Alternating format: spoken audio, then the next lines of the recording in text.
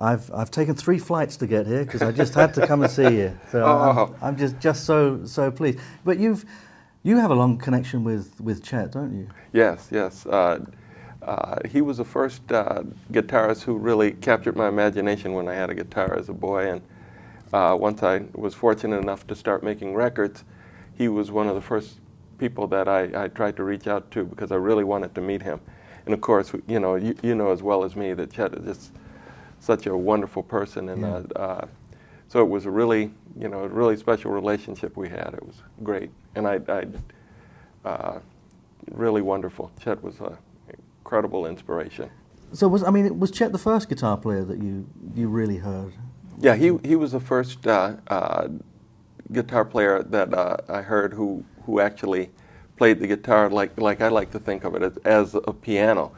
You know, I mean, he was playing the bass, the middle. You know, I was like, wow, this is like really, you can play anything on the guitar. That was when I first heard him, you know, it was like, man, you can play this like a piano in a way, you know, the way that he approached the instrument. And it really opened my eyes, and it kind of set the course for me over my lifetime, you know, his playing.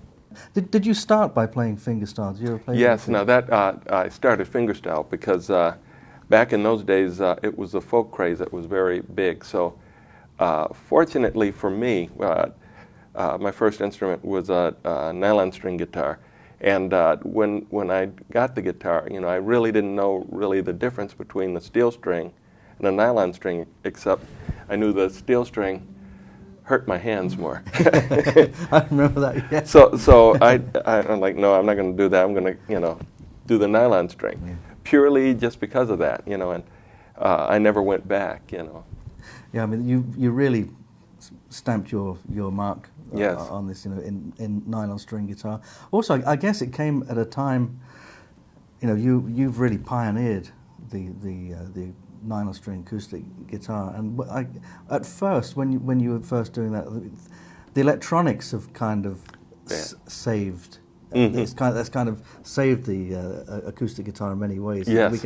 We can plug in and be heard, but it still sounds like a real guitar. Right. It was very difficult at first, wasn't it? Yeah, it really was. You know, because as you know, I mean, the first pickups for the nylon string guitar were like the old DeArmond pickups, and you had the rubber band around the. Yeah. And it was like mainly a glorified microphone. There was no real actual advanced pickup for the nylon string for many years. Because when I first heard you play your first albums, I wonder how he does that on the gig live, because playing with a band that's loud, and then if you're playing a nylon string just with a microphone, that's going to be pretty difficult. Yeah. So you have was there headaches with that in the early? Oh yeah, very much so. You know, that was an ongoing problem. Feedback, you know, and I mean for many years. It wasn't until like the mid '80s and beyond that the pickups became much better.